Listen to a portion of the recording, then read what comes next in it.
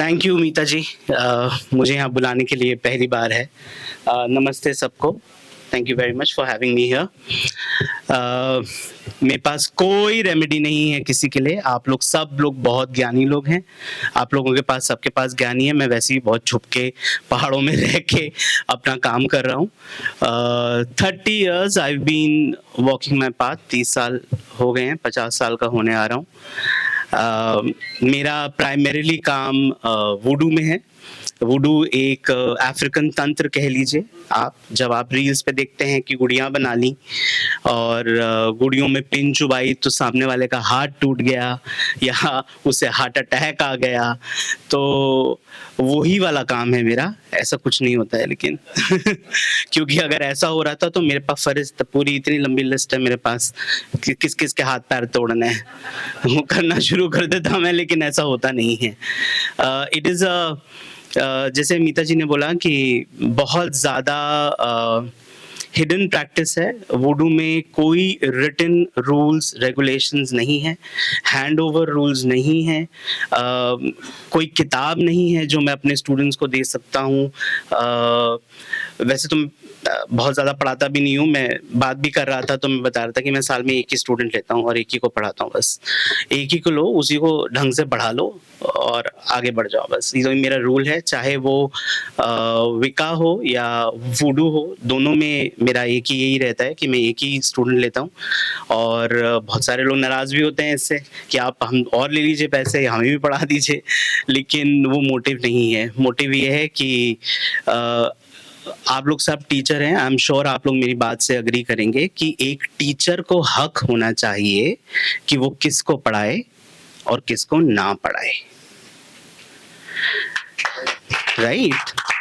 मैं टीचर हूँ, मुझे पढ़ाना है। मैं डिसाइड करूंगा कि तुम लायक हो कि नहीं। उस शिक्षा को तुम अपनी जिंदगी में बहुत लायक हो, भगवान तुमको बहुत ब्लेस करे, लेकिन जो मेरे पास है, जो मैं ऑफर करने की कोशिश कर रहा हूँ, वो आप संभाल पाएंगे कि नहीं संभाल पाएंगे, लेट मी डिसाइड। वो मैं कर लेता हूँ आपके लिए डिसाइड, क्योंकि अगर आप कर पा रहे होते तो आप यहाँ होते, मैं वहां होता। तो कुछ तो करके आए होंगे, सीख के आए, कुछ तो सही किया ही होगा। तो अब तक हमारी गाड़ी क्या है, चल रही है। पहली बार मैं आया हूँ, बहुत अच्छा लग रहा है। बहुत नई नई चीज़ें सीखने को मिल रही हैं। जानता मैक्सिमम मैं सभी लोगों को हूँ और सभी लोग मुझे जानते हैं। बहुत प्यार मिलता है मुझे, रिस्पेक्ट मिलती है। So thank you for having me here. बहुत ओवरवेलमिंग है मेरे लिए ये। थोड़ा सा इमोशनल भी हो रहा हूँ क्योंकि तो आपने ना एक वो जंगल में से निकाल के मुझे ना यहाँ खड़ा कर दिया है कि आप बोल। कोई आपके ऊपर तराप नहीं मारेगा। नहीं नहीं, वो भी लेट देम बाउंस। उसके लिए भी तैयार हूँ। डरता मैं अपने बाप से भी नहीं हूँ सिवाय उसके। ये मेरा लॉजिक है। मैं सिवाय ऑलमाइटी के वाकई में किसी से नहीं डरता। अब आप उसे काली कह लीजिए, उसे अल्लाह कह लीजिए, उसे यहोवा कह लीजिए या कुछ भी कह लीजिए, और वो मेरे लिए ऑलमाइटी है। हमारा रूल सिंपल होता है, हर चीज में स्पिरिट है। हम हर चीज की स्पिरिट के साथ काम करते हैं। जब वास्तु वाले आए थे यहाँ पे और वो बता रहे थे प्लांट्स के बारे में, तो मैं उनसे बहुत अच्छे से रिलेट कर पा रहा था, क्योंकि जब हम लोग प्लांट्स और हर्ब्स के साथ काम करते हैं तो हम उस प्लांट और उस हर्ब की स्पिरिट को कॉन्जर करते हैं। वो स्पिरिट को हम बुलाते हैं कि वो स्पिरिट आए। अब इसेंशियल ऑयल है, मैंने देखा पीछे एक स्टॉल लगा हुआ है, वहाँ चक्राबाद सॉल्स अवेलेबल हैं।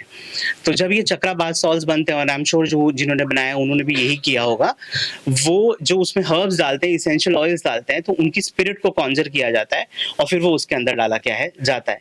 इसी तरीके से वुडू के अंदर जब आप किसी की डॉल बनाते हैं, फैसिनेटिंग टॉपिक है, उसके ऊपर बात करूंगा। जब आप किसी की डॉल बनाते हैं तो आप उसके अंदर हीलिंग हर्ब्स डालते हैं, उस इंसान का डीएनए डालते हैं, और फिर उसको जिस चीज की जरूरत है उसके ऊपर आप काम करते हैं। और हम ये बिलीव करते हैं कि अगर मैं इसके रूट चक्रा को जो ये लैंग्वेज आप लोग समझ पाएंगे, हील करूंगा या इसके सेक्रल को हील करूंगा, तो he will be able to be more abundant and prosperous. तो इसकी प्रॉस्पेरिटी क्या है, खुलेगी। तो हम वहां पे उन हर्ब्स के साथ, उन ऑयल्स के साथ और रेलेवेंट कलर की कैंडल्स के साथ हम लोग क्या है काम करते हैं। वुडू में कैंडल्स नहीं होती, वुडू में स्पिरिट्स होती हैं। वुडू की स्पिरिट्स को बुलाने के लिए वेल मेरा मानना ये है, क्योंकि मैं बहुत ट्रेडिशनल इंसान हूँ, आपकी लीनेज होनी चाहिए, क्योंकि अफ्रीका की मानी हुई एक स्पिरिट है जो अफ्रीका में है, वो मैं यहाँ इंडिया में हूँ, मैं बुलाऊंगा तो वो क्यों आएगी? ना उसे मेरी भाषा आती, ना उसे मेरे रहन सहन का तरीका आता, वो क्यों आएगी? वो इसलिए आएगी क्योंकि मेरे अंदर लीनियज है, मेरी लीनियज हैटी से आती है। मैं दाइयों के खानदान से हूँ, तो वो विचक्राफ्ट मेरा बेस है, तो मैं पला बड़ा हूँ विचक्राफ्ट में, तो हमारे घर में वो प्रथा ही थी। जो आज लोग हुडू सीख जाते हैं, बहुत सलाम है उनको, बहुत मुश्किल है हुडू को सीखना और वो काम करना, वो मेरे घर में रहन सहन का तरीका था। हमारे फैमिली में long line of seers है, but you know I don't think so I should be talking about all of that here. बस मैं यही कहना चाहूँगा कि आप लोग जो कर रहे हैं अपनी मेहनत से, अपनी शिद्दत के साथ करते रहिए, और जो आई डोंट नो, रेमेडी तो नहीं है मेरे पास, बट ऑनेस्टली मैं यही कहूँगा कि जो आपके क्राफ्ट की स्पिरिट है, आप उसके प्रति अगर आप ऑनेस्ट रहेंगे और ट्रू रहेंगे, तो that is when the real wealth will come to you. अगर आप, क्योंकि मेरा काम मेजॉरिटी प्रॉस्पेरिटी अबंडेंस में ही है, मैंने अपनी लाइफ को भी पलटा है और बहुत सारे लोगों की लाइफ भी अफेक्ट हुई है, तो मेरा कहना यही है, सबसे पहले आप अपने क्राफ्ट की स्पिरिट को खुश करिए। अगर आप तंत्र कर रहे हैं या ज्योतिष कर रहे हैं, आर यू श्योर कि वो हैप्पी है आपसे, कि आप एक अच्छे स्टूडेंट हैं? एवरीबडी इज अ स्टूडेंट तहा उम्र। 30 साल के तजुर्बे में भी मैं एक स्टूडेंट ही हूं, और जब मरूंगा तब भी एक स्टूडेंट ही रहूंगा। तो वो एक स्टूडेंट की तरह आप अपने क्राफ्ट को प्रैक्टिस करती रहिए और करते रहिए। That is when the abundance and prosperity will come to you. That's my time. Thank you.